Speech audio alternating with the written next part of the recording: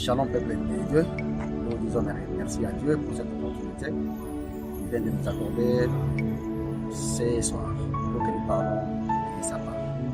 Nous avons un grand thème que nous parlons tous sur le sacerdoce. Selon mon introduction sur le cas général, le sacerdoce c'est un service que Dieu appelle personne à son service. Mais il y a deux appels. En général, il y a l'appel au salut et l'appel au ministère. L'appel au salut, Dieu appelle tout le monde au salut. Mais il y a certaines personnes qui ne sont pas appelées au salut. Il y a l'appel au ministère. Dieu va t'appeler au ministère et encore une fois, il t'appelle au salut. Je donne l'exemple de Judas Iscariote. Judas Iscariote n'était pas appelé au salut, mais il était appelé au moins au ministère. Je dis bien que nous parlons du sacerdoce. Et l'appel au ministère, c'est l'appel que Dieu appelle ses serviteurs pour le servir au sacrificature. Judas Iscariote avait fait aussi des miracles. Il a chassé les démons. Il a tout fait. Mais pour le royaume, pour le salut, non. Vous l'avez seulement appelé pour le ministère. Peuple de Dieu, shalom encore. C'est-à-dire, Dieu nous a appelés nous, en tant que serviteurs, au ministère, et encore une fois, au salut. Il nous a appelés. Dieu peut t'appeler deux fois et Dieu peut t'appeler une seule fois. Mais quant à nous, nous avons ces grâces que Dieu nous a appelés deux fois au salut et au ministère. Quand Dieu t'appelle au ministère, c'est-à-dire que toi tu es lié au sacerdoce.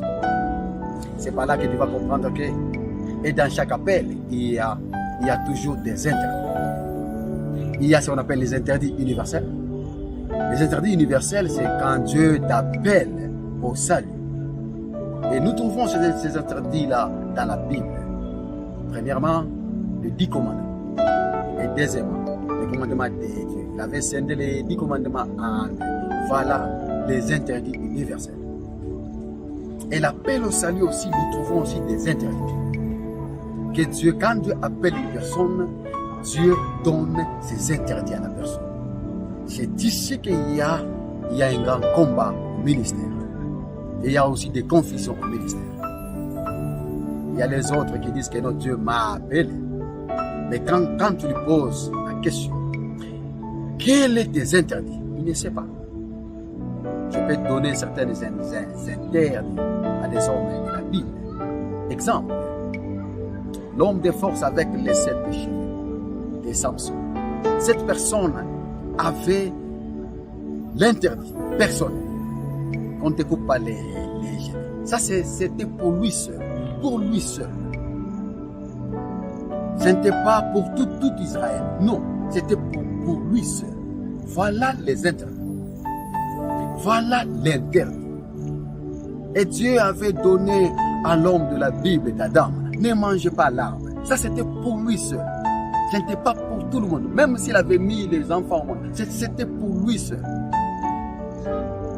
Si nous voulons réussir au sacrificature, il fallait que nous, en tant qu'enfants de Dieu, en tant que serviteurs de Dieu, que nous puissions conserver bien nos interdits personnels, interdits individuels.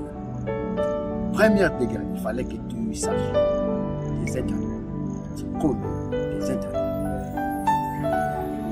Beaucoup de serviteurs tombent, ils ne respectent pas les interdits.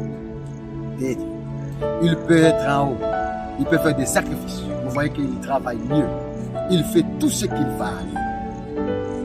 Mais quand il ne parvient pas à obéir aux interdits de Dieu, Dieu diminue dans lui. Il ne peut pas une fois travailler comme il travaillait parfois. Voilà beaucoup de serviteurs au sacerdoce. Et le cas d'Élie, et quand Élie travaillait, à un certain moment il est devenu aveugle. Il a amené ses enfants au sacerdoce. Et les enfants n'ont pas pu respecter les interdits sacerdotaux. Et Dieu les avait rejetés. De la même manière que nous aussi. Et si nous ne parvions pas à bien respecter les interdits de Dieu, Dieu va nous rejeter. Dieu va nous abandonner.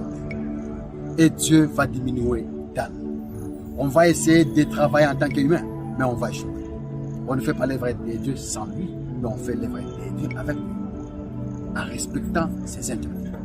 Dieu ne regarde pas la gloire qu'il donne, mais Dieu regarde si tu obéis et si tu gardes bien ses interdits.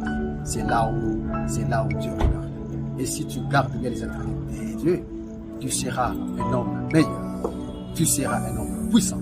Et tout ce que tu feras, tu réussiras toujours. Il n'y a aucun démon qui viendra devant toi, même le diable te craindra toujours, parce que tu observes les interdits de Dieu. Peuple de Dieu, observons les interdits sacerdotaux. C'est par là que Dieu sera toujours à côté de nous. C'est ce que la Bible dit, avec Dieu, nous ferons des exploits. C'est quand tu observes les interdits, et Dieu est à côté de toi, et tu feras des prodiges et des miracles. En tout cas, que Dieu vous bénisse.